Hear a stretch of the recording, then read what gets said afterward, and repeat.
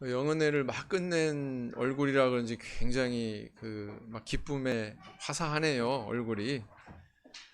그런데 또 성전을 옮길 생각을 가슴에 품고 계셔서 그런지 더 밝은 것 같습니다.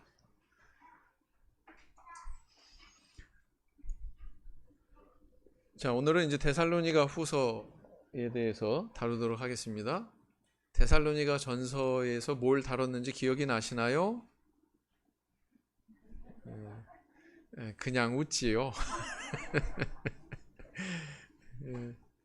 제가 아마 그 최초의 그 신약 개론 뭐 이런 거 그 다룰 때 기억을 더듬어 보시면 데살로니가서라고 하는 이 성경은 전서건 후서건 되살아나는 것에 대해서 다루고 있다, 이렇게 말씀을 드린 적이 있습니다. 기억나십니까? 아주 그 정도만 기억하셔도 훌륭하신 거예요. 네. 그래서 이 데살로니가 전서에 유유히 흐르고 있는 공통점은 전서든 후서든 예수님의 재림 때에 이루어질 일이 바로 뭐예요? 우리가 되살아나는. 근데 그거는 이 경건의 이름과는 상관이 없습니다. 여러분들 기억을 잘 하시라고 제가 연상법을 구사한 거고요. 바로 이 되살아나는 것에 대한 내용을 다루고 있다. 뭐 이것만 기억하셔도 저는 큰 절을 할 용의가 있습니다. 네, 기억하시면 됩니다.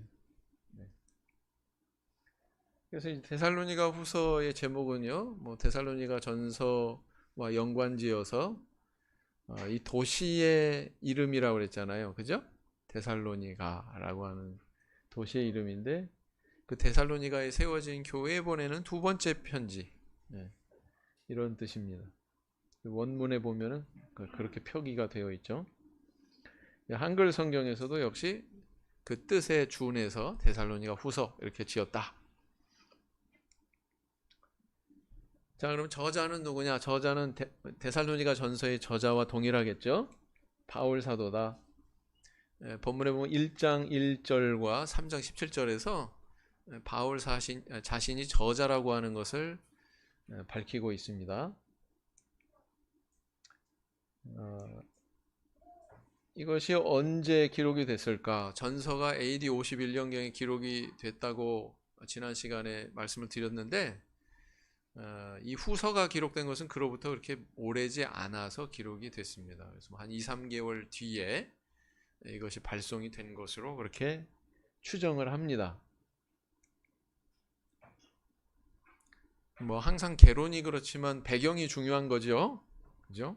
배경을 알아야 성경이 더 명확하게 잘 보입니다.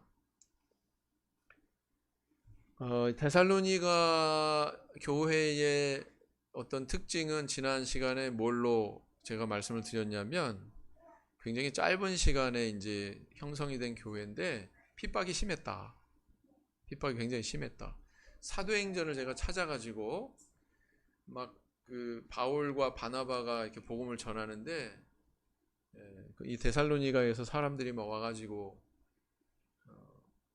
원정 핍박을 할 만큼 그렇게 심했다. 뭐 이런 내용들을 제가 쭉 보여드렸습니다.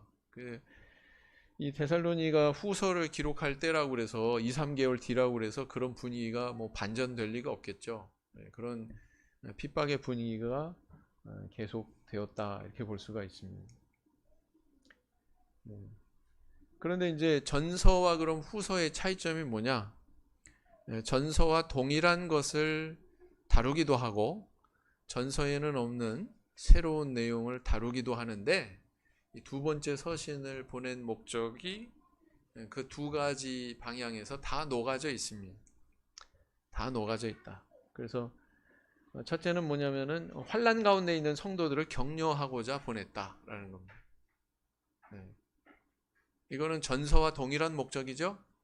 전서에서도 핍박의 상황에 있었던 그 신도들, 심지어는 순교자까지 막 나오고 그런 이 교회의 상황에 대해서 위로하고자 이 전서를 발송했다고 그랬는데 후서도 역시 마찬가지다라는 것입니다. 그래서 생각해 보세요. 신앙이 이렇게 잘 자라지도 않았는데 이런 막 순교자가 나타날 정도의 극심한 핍박을 받을 경우 교회가 감당해야 되는 그런 어떤 몫이 굉장히 컸겠죠. 힘들었겠죠. 그럼에도 불구하고 잘 감내했기 때문에 바울 사도가 지난 시간에 뭐라고 그랬어요? 뭐 잘하고 있다. 더욱 많이 힘써라. 너희들이 지금 행하는 것 같이 행해라. 뭐 막 이런 말씀을 계속해서 주셨다고 이렇게 제가 말씀을 드렸죠. 그래서 이런 성도들에게 또 필요한 건 뭐였냐면은 이제 우리는 부활할 거야 이렇게 단순하게 얘기하지 않고 부활하는데 뭐 죽은 자들이 먼저 살아나고 살아있는 우리도 들림받고 그래서 공중에서 주를 영접할 거고 뭐 막 이런 얘기를 구체적으로 했잖아요. 그죠? 그것은 순교자가 나온 그런 가정의 가족들에게 그런 내용을 자세히 이야기함으로 그들에게 위로가 되게 하기 위한 목적에서 그런 것을 이야기한 거거든요. 그죠? 그렇습니다. 후서도 역시 그런 내용이 연장되고 있다. 이렇게 볼 수가 있습니다. 그래서 본문 한번 펴보세요. 짧게 그냥 보시면 4절, 1장 4절에 그리고 너희의 참는 모든 핍박과 환난 중에서 그랬죠? 4절에 그 다음에 또 5절 마지막 부분에 보면 그 나라를 위하여 너희가 또한 고난을 받느니라 그랬고요. 7절에 어떻게 시작하고 있냐면은 환난 받는 너희에게는 또 이렇게 시작하고 있죠. 그래서 데살로니가 교회가 환난과 핍박 가운데 있었다. 그런 상황에 있었다라는 것을 간접적으로 알 수 있다. 자, 그 다음에 이제 두 번째 목적은요, 전서에서 발견할 수가 없는 새로운 목적인데 뭐냐면은 이 데살로니가 교인들이 예수님의 재림에 대해서 오해한 요소가 있었습니다. 그 오해한 요소를 바로 잡아주고자 두 번째 서신을 발송을 한 거예요. 어떤 오해가 있었을까요? 전서에서 바울 사도가 그랬습니다. 그날이 도적같이 임할 거다. 그러나 너희에게는 도적같이 임하지 않는다. 뭐 이런 말씀했죠. 그죠? 그날 예수님 재림의 날 그날이 임한다. 도적같이 임한다. 세상 사람들한테 그렇게 임하지만 너희들에겐 도적같이 임하지 않는다. 그랬잖아요. 네, 기억 못 하셔도 돼요. 네, 그냥 저를 위로해 주세요.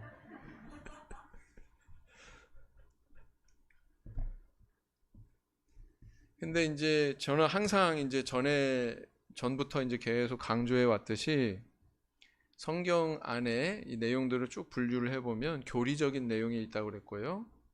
그 다음에 이제 윤리적인 내용이 있다고 그랬어요. 근데 이 교리적인 내용과 윤리적인 내용이 분리되어 있는 게 아니라 굉장히 긴밀하게 연결되어 있다고 그랬습니다. 그러니까 하나님께서 우리에게 베푸신 것들, 그걸 이제 교리적인 진술, 저는 그렇게 표현합니다. 적당하게 표현할 말이 없으니까 그렇게 표현합니다.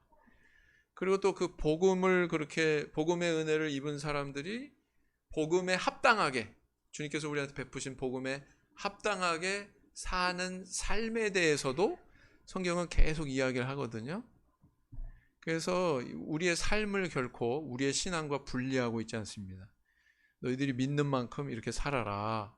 이렇게 실천하고 이렇게 행동해라. 그걸 항상 이야기하고 있거든요. 오늘도 마찬가지예요. 오늘은 어떤 면에서 발견이 되냐면 교리가 조금 삐끗 잘못되면 이 윤리도 삐끗 잘못될 수가 있구나 라는 그 연관된단 말이죠. 연결고리가 있단 말이죠. 그런 것을 시사받을 수가 있어요. 다시 말하면 예수님의 재림에 대한 이건 교리적인 내용이에요, 윤리적인 내용이에요? 예수님 재림 교리적인 내용이죠. 맞죠?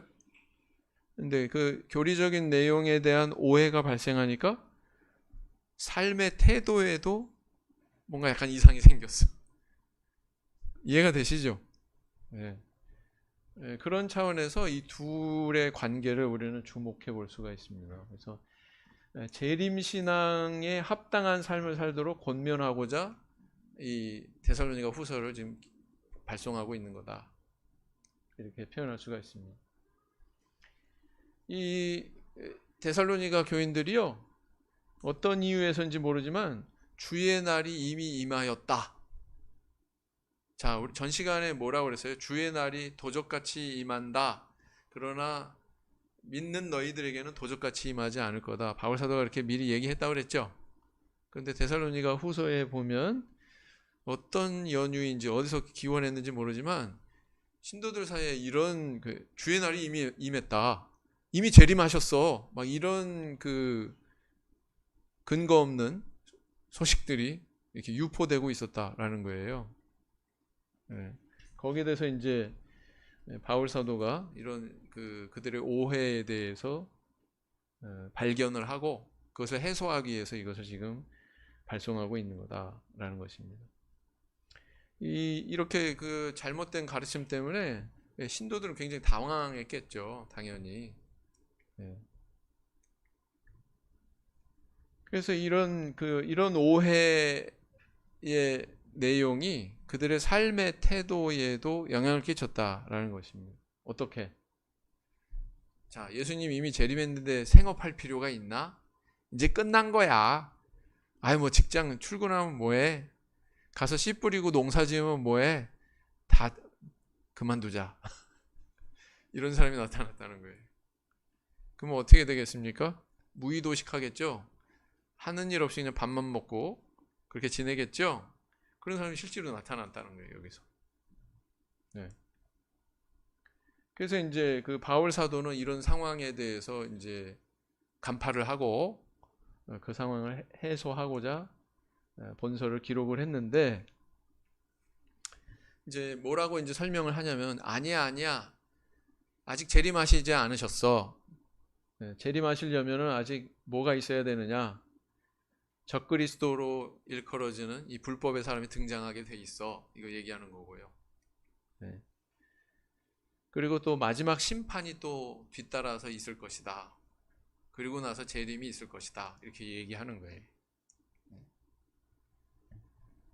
그래서 이런 종말론이 잘못되니까, 재림 신앙이 잘못되니까 신도들의 삶이 흐트러졌는데, 그 흐트러진 모습은 뭐였냐면 이렇게 무질서하고 게으른 삶의 태도를 보이더라라는 게, 하는 일 없이.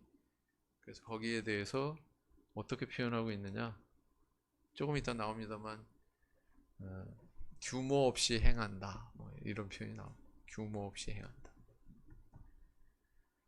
그래서 이제 이거는 오늘날로 표현하자면은 뭐 시한부 종말론자들의 어떤 그런 사상을 반영하고 있다. 시한부 종말론자들의 가졌던 그런 오늘날에 발견할 수 있는 그런 사상을 이 데살로니가 교회에서 가지고 있었다. 이렇게 볼 수가 있는 거죠. 시한부 종말론이 뭔지 아시죠? 모월 모시에 예수님 재림한다.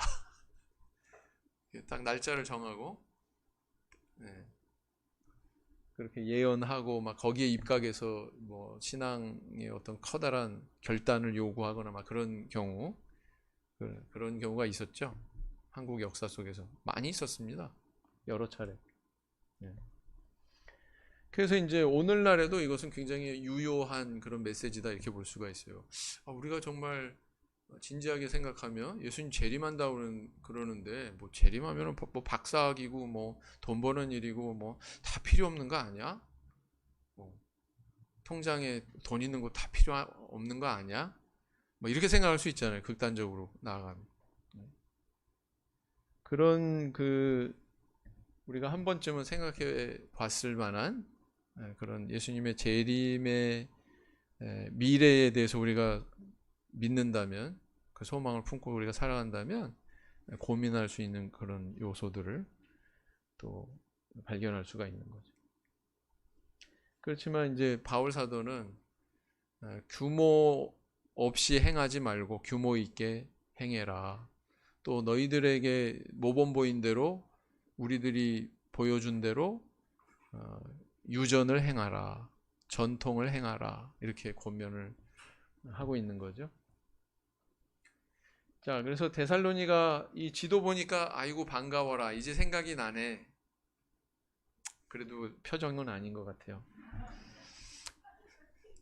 여기가 데살로니가예요. 마게도냐 지방이라고 그랬습니다. 아가야 지방이라고 그랬어요. 그죠? 그건 기억나시죠? 이제 기억이 좀 나네.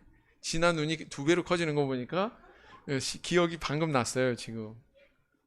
여기가 데살로니라고 하는 마게도냐 지방의 행정 도시라고 그랬습니다. 행정 수도 도시라고 이렇게 말씀을 드렸습니다.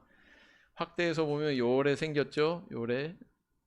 여기가 빌립보고 바울 사도가 여기서 아시아에서 폴짝 뛰어서 간 게 아니라 배 타고 갔겠죠. 가가지고 전도한 데가 빌립보. 그래서 처음 세워진 교회가 바로 마게도냐의 첫 성 빌립보에서의 교회였다. 그리고 이제 데살로니가에 이제 교회가 세워진 거죠. 이 항구 도시라고 그랬습니다. 알렉산더 대왕의 아내의 이름을 따서 살로니키라고 하는 그 아내의 이름을 따서 거기에서 이 항구 도시의 이름이 지어졌다고 그랬죠. 모르셔도 돼요. 그냥 들으시면 됩니다. 이렇게 참 아름답게 이렇게 지금도 그 바로 시가지에 연접해가지고 이렇게 해안가가 존재하는 아름다운 항구 도시입니다. 이거 보니까 생각나시죠? 네. 그래서 이제 국립극장 건물도 있고 백색탑이라고 하는 것도 있고 또 이렇게 옛 고성도 있고 성으로 들어가는 문도 있고 그래서 굉장히 역사가 깊은 유서가 깊은 그런 도시다라는 것을 알 수가 있습니다. 이 도시 중앙 광장에는 또 이렇게 알렉산더 대왕의 동상이 세워져 있죠. 그래서 여기가 알렉산더 대왕의 연관된 도시라는 것을 반영을 하고 있고요. 또 이제 여기는 이 로마가 아니라 동방정교회, 그죠? 동방정교회 이 회당이 이렇게 있고요. 여기 또 누구의 고향이라고 그랬어요?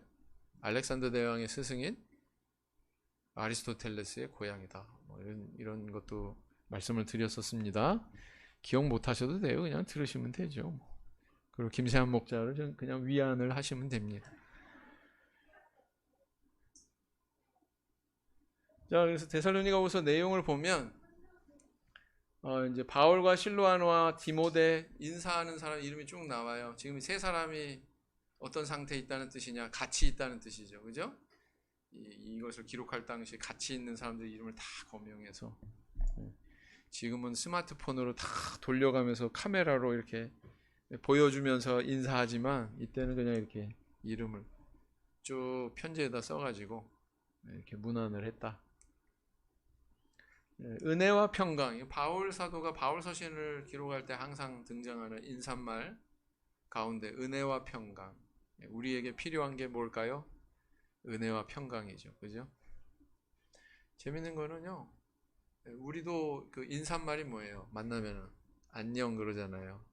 이게 유대인들 샬롬 하는 그 뜻하고 똑같습니다. 평안이라고 뜻과 똑같습니다. 평강. 그죠? 형제들 항상 하나님께 감사하는 것은 바울 사도 그리고 또 그의 동역자들이 감사의 이유가 있었는데 그 감사의 이유는 뭐냐면은 데살로니가 교회 성도들의 믿음과 사랑 때문이다. 여러분들 다른 교회, 내 교회뿐만 아니라 또 다른 교회의 어떤 성도들의 믿음이 성장하고 막 사랑이 풍성하고 그런 것 때문에 뿌듯하고 하나님께 감사하고 감사의 기도를 드리고 막 그런 신앙이 우리에게 있어야 된다는 거죠. 왜? 바울 사도랑 우리와 동일한 신앙을 공유해야 되니까. 그죠? 그런 신앙에까지 성장할 수 있어야 되겠습니다. 핍박과 환난 중에 너희 인내와 믿음으로 인해 자랑거리가 되기 때문이다. 자, 그다음 1장 5절에서 12절까지는 환난 중에 있는 성도들에 대한 격려의 내용이 기록이 되어 있습니다. 이건 지난 시간에 기록했다고 하는 데살로니가 전서의 그런 내용하고도 일치하는 거죠. 그래서 그 나라를 위하여 너희가 고난을 받는 것이다. 고난의 그 목적과 이유에 대해서 또 하나님의 공의를 신뢰하게 또 권면하고 있습니다. 환난 받게 하는 자들에게는 환난 받는 우리에게는 안식으로 갚으시는 것이 하나님의 공이다. 하나님의 복음을 모르는 자, 핍박하는 자, 오히려 핍박하는 자는 하나님께서 형벌을 주신다. 이렇게 이야기하고 있습니다. 우리가 항상 너희를 위하여 기도하는 것은 부르심에 합당한 자로 믿음의 역사를 이루시고 예수 이름이 영광받게 하고 너희도 그 안에서 영광받게 하려는 것이다. 궁극적인 목적이죠. 궁극적인 목적. 그래서요, 누군가 날 위해서 기도하고 있다. 또 삶 속에서 그런 어떤 열매를 느끼는 거는요, 굉장히 설레는 일이고요, 또 굉장히 감사한 일이고요, 뒷머리가 막 쭈뼛 설 정도로 굉장히 흥분되는 일입니다. 저는 이제 목회하면서 날 위해서 기도하겠다고 하신 어떤 분이 기도를 굉장히 열심히 하고 계시는구나. 그러니까 하나님께서 이렇게 길을 열어주시는구나. 이런 걸 느낄 때가 있거든요. 그러면 막 정말 뒷머리가 쭈뼛 서요. 아유, 잘해야지. 네. 우리 성도님들도 아마 그럴 거예요. 우리 성도님들의 뭐 부모님이나 뭐 자녀들이나 또 배우자나 뭐 이런 분들이 여러분들을 위해서 기도하고 있지 않습니까? 자, 2장 1절부터는요, 2장 1절을 한번 보세요. 형제들아, 우리가 너에게 구하는 것을 우리 주 예수 그리스도의 강림하심과 우리가 그 앞에 모임에 관하여, 지금 2장 1절부터 뭐에 대해서 얘기를 꺼내려고 하는 거예요. 강림하심과 재림하시는 거, 그죠? 그 다음에 또 우리가 그 앞에 어떻게? 모인다고 그랬어요. 모인다고. 그 재림하시는 주님 앞에 우리가 모인다, 이렇게 지금 이야기를 하고 있어요. 이렇게 시작하고 있습니다. 그래서 재림에 대해서 언급을 이제 여기서 시작을 하는데, 이 재림에 대한 잘못된 정보를 쉽게 동심하거나 두려워하지 마라, 이렇게 얘기하고 있습니다. 불법의 사람이 먼저 나타나야 된다. 이거는 전에 너희들한테 이미 말했지 않느냐. 그러니까 데살로니가 성도들은 먼저 접했던 바울 사도의 그 교훈에서 그 내용을 잃어버렸던 것 같아요. 잊었던 것 같아요. 우리 천안교회 성도님들이 잊지 않게 해주셔서 제가 열심히 기도하겠습니다. 여러분들을 위해서. 네. 불법 환자가 나타날 때 예수께서 강림하셔서 그를 폐할 것이다. 뭐 이런 일들이 있은 다음에 예수님과 우리가 만나게 된다는 거죠. 악한 자가 임하는 것은 사단의 역사이고 이런 거짓을 따르는 자들이 멸망에 이르게 하기 위해서다. 왜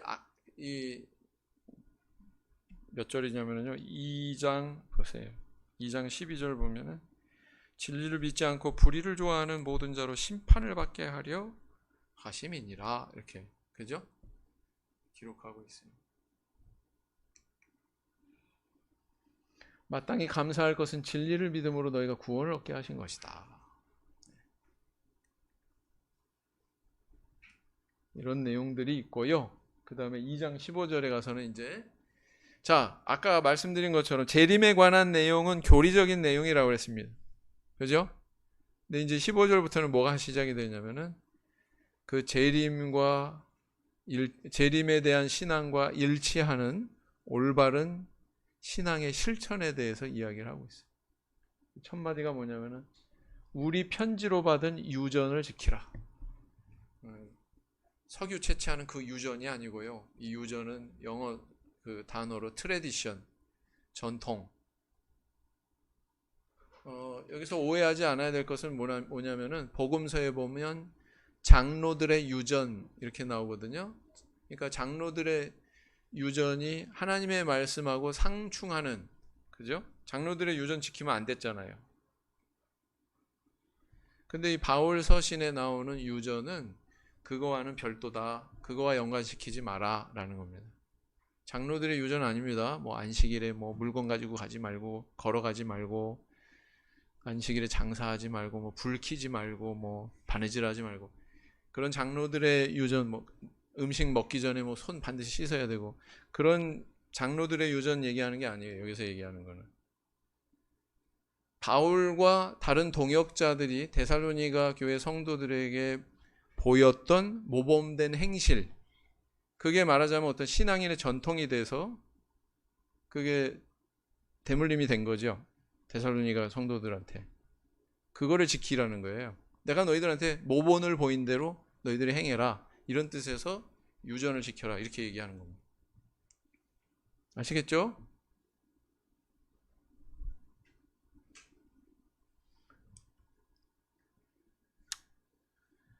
여러분, 이런 시한부 종말론에 사로잡힌 사람들의 그 행위를 보면요, 우리가 정말 제대로 신앙생활 하는 건가 싶게 굉장한 열심을 내는 걸 우리는 발견하게 됩니다. 맞죠? 야, 우리도 저렇게 살아야 되는 거 아니야? 야, 대단하다. 막 이런 생각이 들 정도로 막 활동을 하죠. 그죠? 네.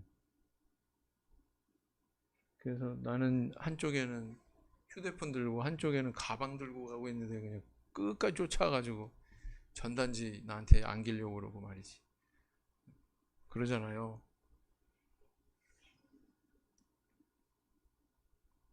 뭐 이렇게 뭐 예배 드리는 것도 보면 뭐 보통 드리는 게 아니에요.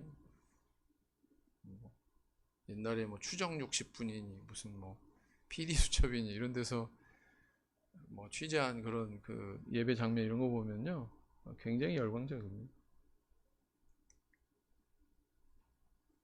뭐 대충 이런 사람들이 한국에 존재했었고 지금도 존재하고 있는 이단 세력들입니다. 이단 세력들의 대부분은 시한부 종말론을 부르짖습니다. 네. 동영상을 보시겠습니다. 잘 아시는 분일 거예요.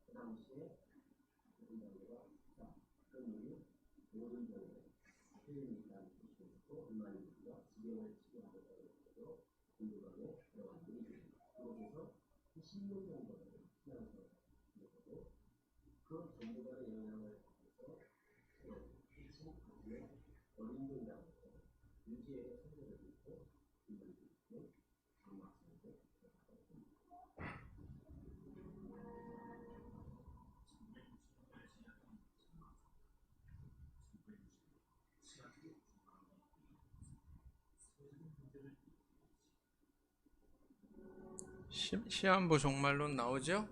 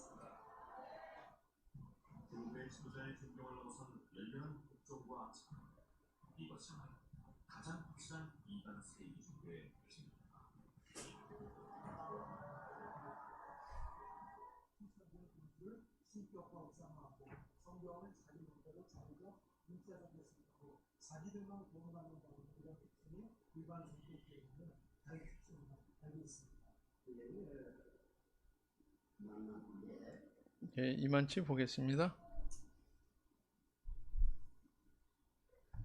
자, 종말에 대한 이런 성경의 기록들을 한번 살펴보도록 하겠습니다. 마태복음 24장 전체가 예수님의 종말론이죠. 종말에 대한 예수님이 제자들에게 주는 그런 설교의 말씀입니다. 24장 15절 같이 읽어보겠습니다. 시작. 그러므로 너희가 선지자 다니엘의 말한 바 멸망에 가증한 것이 거룩한 곳에 선 것을 보거든. 읽는 자는 깨달을진저. 이 멸망에 가증한 것이 거룩한 곳에 선다는 것은 역사 속에서는 안티오쿠스 에피파네스라고 하는 그 인물이 하나님의 성전에, 하나님의 성전 거룩하니까 함부로 접근할 수 없었고, 아무 걸로나 이렇게 제사 드리면 안 됐잖아요. 하나님 성전에서는 하나님께서 성별한 그런 동물로만 제사 드려야 됐고, 또 거기 함부로 아무나 출입할 수 없었던 곳인데, 거기 그 장소에 들어가서 돼지로 제사를 드리고 돼지 피를 막 뿌리고 막 이렇게 했다고 하는 그런 역사적인 기록이 있죠. 아마 말세에도 유사한 일이 일어날 겁니다. 다니엘서 7장 25절 읽어보겠습니다. 시작. 그가 장차 말로 지극히 높으신 자를 대적하며 또 지극히 높으신 자의 성도를 괴롭게 할 것이며 그가 또 때와 법을 변개코자 할 것이며 성도는 그의 손에 붙인 바 되어 한 때와 두 때와 반 때를 지내리라. 여기서 빨간 거로 제가 칠해 놓은 것을 주목해서 보세요. 그게 오늘 그 성경 말씀에 데살로니가 후서에 관련된 내용이니까 그 이외의 것에 대해서 보다도 잘 깨닫지 못할 내용도 많고요. 그렇다 보니까 이렇게 말세가 되면 이렇게 핍박이 있구나, 이런 정도만 아시면 될 것 같습니다. 다니엘서 11장 31절 시작. 군대는 그의 편에 서서 성소 곧 견고한 곳을 더럽히며 매일 드리는 제사를 폐하며 멸망케 하는 미운 물건을 세울 것이며 이렇게 또 기록하고 있죠. 또 12장 1절 형제 반 자매 반 이렇게 읽겠습니다. 시작. 그때 내 민족을 호위하는 대군 미가엘이 일어날 것이요 또 환란이 있으리니 이는 개국 이래로 그때까지 없던 환란일 것이며 그때 내 백성 중 무릇 책에 기록된 모든 자가 구원을 얻을 것이라. 자매 반 시작. 이는 그때 큰 환란이 있겠음이라. 창세로부터 지금까지 이런 환란이 없었고 후에도 없으리라. 어때요? 이 대환란에 대해서 일치되게 표현하고 있죠? 요거는 다니엘서 구약 성경, 요거는 마태복음. 시차가 있어도 내용이 동일한 게 이렇게 나오고 있다는 게 참 우리가 주목해 볼 사실이죠. 24장 36절 형제 반 자매 반 다 같이 형제 반 시작. 그러나 그 날과 그때는 아무도 모르나니 하늘의 천사들도 아들도 모르고 오직 아버지만 아시느니라.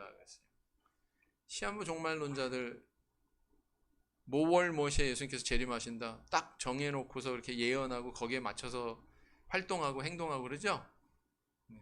근데 성경에 보면 그게 얼마나 허상이냐 이런 말씀을 보면, 그죠? 안다 모른다? 하늘에 계신 아버지만 아신다 이렇게 얘기하고 있거든요. 자매반 시작. 주의 날이 밤에 도적같이 이를 줄을 너희 자신이 자세히 알미라. 5장 4절 다 같이 시작. 형제들아 너희는 어두움에 있지 아니하매 그 날이 도적같이 너희에게 임하지 못하리니 그랬어요. 그죠? 이런 내용이 있고, 그 다음 3장 1절부터 15절은 아까도 말씀드린 바와 같이 교리적인 내용이 앞에 부분에 나왔어요. 그 다음에 이제 그 이후에는 그 교리와 일치되는 올바른 삶에 대해서 교훈하고 있다. 뭐냐? 형제들아 우리를 위해서 악한 자들에서 건져주시길 기도해달라. 나도 기도한다고 바울사도는 얘기했지만 나를 위해서 너희들도 기도해달라 이렇게 요구하는 것을 우리 발견하게 되죠. 그래서 우리 성도님들은요 서로를 위해서 기도해 줘야 되는 그런 관계다. 너희도 악한 자들에게서 지키시리라 그랬고요. 우리의 명한 것을 너희가 행하고 행할 줄을 확신한다. 제가 어렵지 않게 이렇게 풀어가지고요 단순하게 이렇게 표현했습니다. 형제들아 우리가 보인 유전대로 행하지 않는 자에게서 떠나라. 여기도 유전이라는 단어가 또 나왔죠. 아까 말씀드렸습니다. 이 유전은 장로들의 유전이 아닙니다. 바울 사도 또 그 동역자들이 데살로니가 그 성도들에게 보였던 모범된 행실을 얘기하는 겁니다. 이 유전은. 우리의 유전은 그걸 설명하고 있는 거예요. 규모 없이 행하지 않고 수고하여 주야로 애쓰고 자기 양식을 먹은 것이다. 이렇게 얘기하고 있습니다. 규모 없이 행한다는 건 무슨 뜻이냐면요. 그게 3장 6절에 나오는데 형제들아 우리 주 예수 그리스도의 이름으로 너희를 명하노니 규모 없이 행하고, 무슨 뜻이냐면은 비정상적으로 무질서하게 게으르게 훈련되지 않게 무법하게 이런 뜻이에요. 이해가 되시죠? 우리에게 권리가 없는 것이 아니라 본받게 하려 합니다. 왜 막 수고하고 애쓰고 막 그래서 그렇게 지냈느냐? 데살로니가 있을 때에 선교 자금이 없죠, 사실은. 생각해 보세요. 아시아에서 낯선 땅 유럽으로 건너갔어요. 마게도냐 지방으로 건너갔어요. 맨 처음에 선교할 어떤 무슨 자금이 있어요? 없어요? 없었어요. 근데 감사하게도 그 선교 자금을 댔던 교회가 또 있습니다. 어떤 교회일까요? 마게도냐 첫성에 세워졌던 빌립보 교회. 전에 이것도 다 공부했어요. 기억이 안 나시죠? 안 나시죠? 상관이 없습니다. 빌립보의 그 자주장사 루디아 뭐 이런 그 여인들이 있었기 때문에 좀 부유했던 것 같아요. 빌립보 교회. 그래서 때로는 바울 사도에게 뭐 바울 사도가 또 병 걸려 가지고 막 이렇게 시름시름 하고 있을 때 막 에바브로디도도 막 보내 가지고 간병하게 하고, 그죠? 선교 자금도 보내주기도 하고 그랬던 좋은 교회가 바로 빌립보 교회. 그러나 이게 항상 뭐 어떤 선교 자금 조달이 원활하게 이루어진 건 아닌 것 같습니다. 그렇다고 해서 데살로니가 그 이제 막 세워진 교회에서 나는 뭐 교회 일꾼이니까 나는 당연히 내 권리 주장할 수 있어. 내 생활할 수 있는 거 여러분들이 공급하시오. 이렇게 안 했다는 거예요, 바울 사도가. 그죠? 그렇게 안 했다는 거예요. 자기가 막 뭐 장막 있는 일을 했는지 고린도처럼 뭐 일을 해가지고 그렇게 그 자기 양식을 먹는 태도를 보였다는 겁니다. 너희들도 그렇게 행해라. 데살로니가 그 성도들 가운데 그렇게 행하지 않는 사람이 있었다 없었다? 그렇게 행하지 않는 사람이 있었기 때문에 이야기하는 거잖아요. 그죠? 그래서 어느 선까지 얘기하냐면 일하기 싫으면 먹지도 말라 이렇게 얘기합니다. 일하기 싫으면 먹지도 말라. 너희 중에 규모 없이 행하고 일만 만드는 자들이 있다니 일하고 자기 양식을 먹게 하라. 이렇게 권면할 정도로 무의도식하는 사람들이 있었다는 거예요. 아마도 이 사람들은 예수님이 이미 재림했어. 이런 잘못된 그런 교리의 내용을 듣고 오해해가지고 모든 자기 생활의 어떤 수단을 다 놓은 거죠. 그리고 이제 교회에 기대면서 그렇게 생활했던 사람들이 있었던 것 같습니다. 우리도 이런 경우가 있어요. 우리 교회 안에도 이런 경우가 있어요. 있어요, 없어요? 있어요. 더 얘기하면 안 되지. 자, 이런 경우에 어떻겠어요? 좋은 마음으로 선행을 베풀었는데 그런 선행하는 사람 힘이 날까요, 안 날까요? 이런 사람이 많으면, 규모 없이 행하는 자들이 많으면 힘이 안 나겠죠. 그러니까 바울 사도는 이제 그런 그 선한 뜻으로 이렇게 자선을 베푸는 사람들을 겨냥해서도 메시지를 전하고 있는데, 선을 행하다가 낙심하지 말아라 말씀하고 있단 말이에요. 나는 생각해 보세요. 나는 그냥 땀 흘려서 열심히 일해가지고 그걸로 나눠주겠다가 막 그러고 있는데, 저 사람은 핑핑 놀고 낮잠만 자고 그런 가운데서 받아먹기만 하고 그러면 낙심 안 되겠어요? 되지? 그러니까 그런 대상에 대해서도 이렇게 말씀을 주고 있는 거죠. 그 다음에 이제 마지막으로 이제 종결부 인사하고 마치게 됩니다. 그래서요, 다시 이제 정리하면 열쇠는 뭐냐? 재림에 대해서 오해하지 말아라. 바르게 이해해라. 동심하거나 두려워하지 말아라. 멸망의 아들이 나타나기 전에는 예수님 재림이 이르지 않는다. 우리의 들림받음이 일어나지 않는다. 아직은. 그들은 자칭 하나님이라고 이렇게 주장한다. 아까 영상에 봤잖아요. 자칭 하나님이라고 주장하는 사람들 한국에 많아요. 얼마나 많아요? 전 세계적으로 한 40여 명 있다는데 그 가운데 20여 명이 한국에 있답니다. 참 대단한 나라예요. 우리나라는 대단한 나라입니다. 한국의 헌법이 종교의 자유를 보장하고 있기 때문에 아무리 이단이 설치고 그래도 나라에서 절대로 터치를 안 해요. 국민의 자유를 침해하는 거기 때문에. 그죠? 자, 그 다음에 이제 두 번째는 이제 재림신앙에 합당한 삶을 살아라. 이거와 연관되어 있어요. 첫 번째 주제와 연관되어 있단 말이에요. 가르침을 받은 유전, 전통대로 행해라. 우리들이 보여줬지? 우리가 행실을 보여줬지? 그대로 행해라. 이렇게 얘기하고. 유전대로 행하지 않으면 그런 형제들을 배척해라. 이렇게 얘기하고 있는 겁니다. 근데 이제 마지막에 뭐라고 권면하냐면, 여기 조심해야 돼요. 마지막 장 3장 15절을 보세요. 15절 뭐라고 그랬어요? 시작. 그러나 원수와 같이 생각지 말고 형제같이 권하라.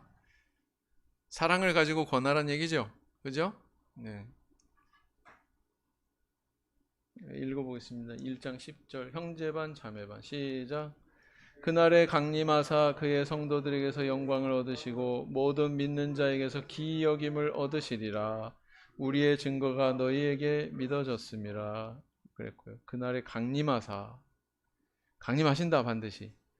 이 사실은 분명하다. 미래에 있을 것이다. 그러나 데살로니가후서 2장 2절. 자매반 시작. 혹 영으로나 혹 말로나 혹 우리에게서 받았다 하는 편지로나 주의 날이 이르렀다고 동심하거나 두려워하거나 하지 아니할 그것이라. 네. 그래서 아직 아닌데 이렇게 얘기하고 있는 거죠. 또 형제반 자매반 시작. 누가 아무렇게 하여도 너희가 미혹하지 말라.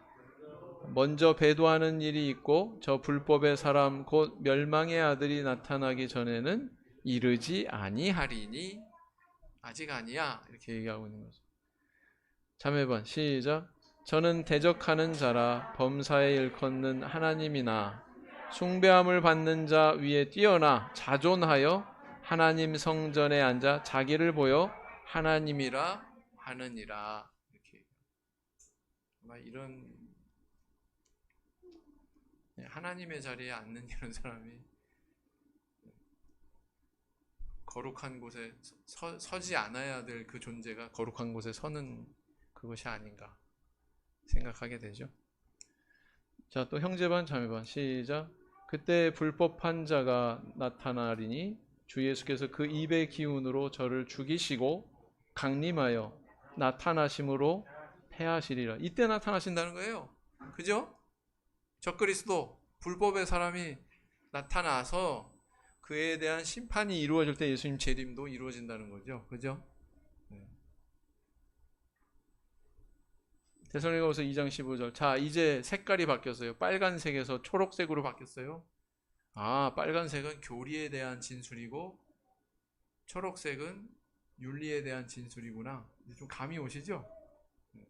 읽어보겠습니다. 자매반 시작. 이러므로 형제들아 굳게 서서 말로나 우리 편지로 가르침을 받은 유전을 지키라 그랬습니다. 3장 6절 시작. 형제들아 우리 주 예수 그리스도의 이름으로 너희를 명하노니 규모 없이 행하고 우리에게 받은 유전대로 행하지 아니하는 모든 형제에게서 떠나라. 데살로니가서 3장 10절 시작.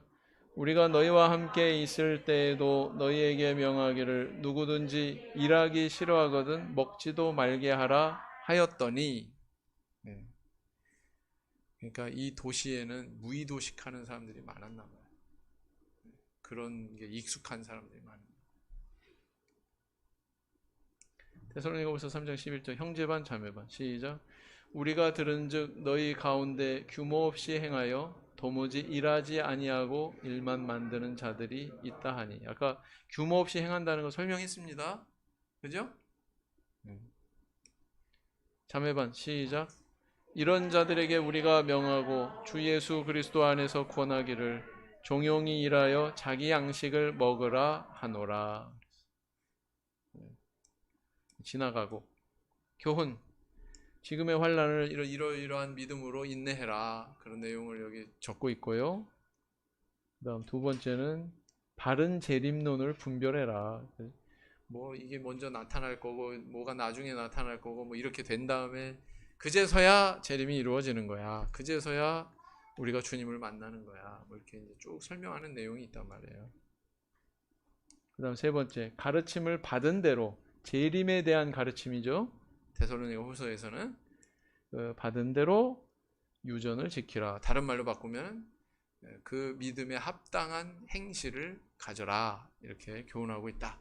이게 바로 데살로니가후서에서 주고 있는 메시지입니다. 그래서 데살로니가전서, 데살로니가후서 공이 다 공통점이 뭐다? 되살아나는 문제에 대해서 다루고 있다. 자, 묵상 기도하겠습니다.